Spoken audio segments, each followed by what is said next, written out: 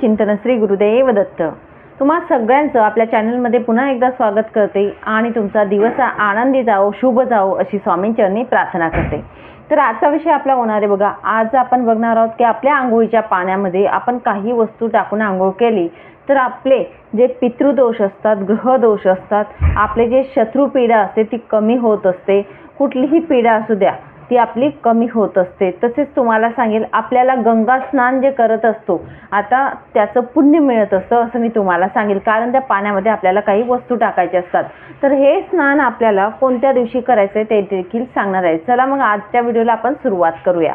तर सगळ्यात आधी तुम्हाला सांगेल की श्रावण महिना हा पवित्र महिना मानला जातो आणि श्रावणामध्ये जर आपण गंगा स्नान केल्याचं पुण्य आपल्याला मिळत राहिलं तर ते नक्कीच सगळ्यांनी घ्यावं असं मी तुम्हाला सांगेल। आता प्रत्येक जे गाव असतं तिथे तर गंगा नाही आहे, प्रत्येक ठिकाणी गंगा नाही आहे, किंवा प्रत्येक ठिकाणी गावाच्या नजीक नदी नाही आहे, नदी आहे तर पाणी नाही आहे। तर बऱ्याचशा या गोष्टी घडत असतात। त्यासाठी आपण घरातल्या घरात कशा प्रकारे आंघोळ करू शकतो आणि ही आंघोळ आपल्याला जी मी सांगणार आहे तर तुम्हाला श्रावण महिन्यातील कुठल्याही शनिवारी किंवा प्रत्येक शनिवारी केली तरी चालेल। तर शनिवारच्या दिवशी तुम्ही करू शकतात। शनी दोष जे असतात 7.5 असतात, सगळे काही दोष नष्ट होण्यास खूप प्रमाणात मदत होत असते। म्हणून श्रावण महिन्यातील शनिवार जो असतो शनिवारच्या दिवशी नक्कीच तुम्ही अशा पद्धतीने घरातल्या प्रत्येक व्यक्तीने आंघोळ करावी। हे जे मी पाणी सांगत आहे ते पाणी टाकून आंघोळ करा असं मी तुम्हाला सांगेल।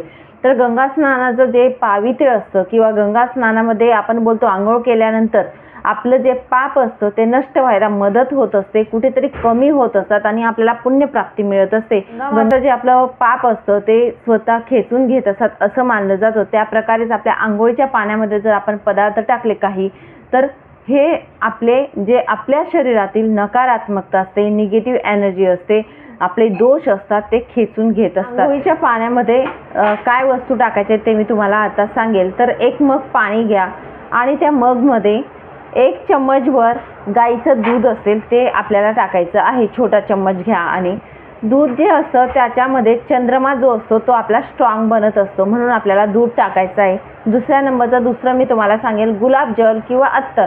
अत्तर टाकलं तरी चालेल, गुलाबजल टाकलं तरी देखील चालेल आणि दोघी टाकले तरी देखील चालेल। तर यांचं काम काय असतं, लक्ष्मी खेचून आणायचं काम यांच्याकडे असतं अत्तर आणि गुलाबजलमध्ये। यामुळे ह्या दोघी वस्तूंपैकी एक जरी टाकली तरी देखील चालेल। पुढचं तुम्हाला सांगेल की तुम्हाला तुळशीचं पान टाकायचं आहे। तुळशीचं पान एक जरी टाकलं तरी चालेल, तुळशीचं पान टाका आणि सगळ्यात महत्त्वाचं म्हणजे काळे तीळ जे असतात ते काळे तीळ 1 चम्मचभर टाकायचे आहेत। काळे तीळ टाकल्यानंतर आपली 7.5 शनी दोष, पितृदोष जे असतात, आपले ग्रह दोष असतात, आपल्यातली नकारात्मकता असते, या सगळ्या काही गोष्टी काढण्यासाठी काळे तीळ म्हणजे त्याला कारणीभूत असतात।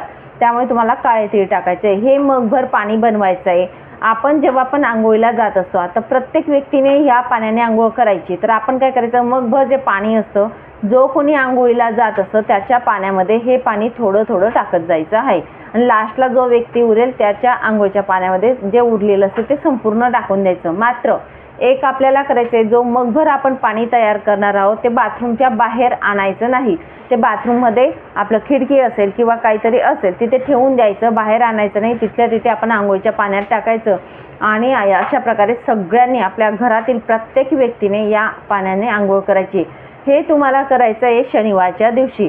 या प्रकारे तुम्ही जर आंघोळ केली तर तुम्हाला गंगा स्नानाचं पुण्य मिळत असतं। आपले पाप दोष जे असतात ते नष्ट होतात, आपले पितृदोष नष्ट होत असतात, आपल्याला लक्ष्मी जी असते लक्ष्मी प्राप्तीसाठी देखील चांगलं राहतं। तर या गोष्टी आपल्याला मिळत असतात आणि हे लाभ आपल्याला मिळतात। आपल्यातील स्वतःमधली नकारात्मकता जी असते ती कमी झालेली दिसेल तुम्हाला। तर या गोष्टी करायच्या आहेत आणि नक्कीच करून बघा, तुम्हाला बेनिफिट हे मिळतातच मिळतात। पण तुम्हाला एक सांगेल, सगळ्या काही गोष्टी करत असताना कुठलीही सेवा कुठलाही उपाय करत असताना आपल्यामध्ये जी शक्ती असते एक तिला पॉझिटिव्ह ठेवायचं काम आपलं असतं स्वतःचं, आणि उपाय करत असताना एक आपला भाव असणं खूप महत्त्वाचं असतं। तुम्ही हा उपाय केल्यानंतर तुमच्यात थोडा का असेना बदल जाणवायला नक्कीच सुरुवात होईल। तर तुम्ही श्रावण महिना चालू आहे म्हणून सांगेल, श्रावण शनिवार जो असतो त्या शनिवारी हा उपाय करा। दर शनिवारी केला तरी चालेल। श्रावण संपल्यानंतर दर शनिवारी पुढे देखील केला तरी चालेल, अमावस्याच्या दिवशी जरी केला तरी देखील चालेल. तर हा उपाय तुम्ही करा, नक्कीच तुम्हाला या प्रकारे बेनिफिट मिळतील असं मी तुम्हाला सांगेल. चला मग सांगितलेली माहिती जी ती महाराजांच्या चरणी अर्पण करते आणि इथेच विराम घेते. नंतर अजून भेटेल नवीन माहितीसोबत आणि नवीन विषयासोबत. श्री स्वामी समर्थ. अवधूत चिंतन. श्री गुरुदेव दत्त. माहिती आवडली असेल तर नक्कीच लाईक करा, शेअर करा आणि सबस्क्राईब करा.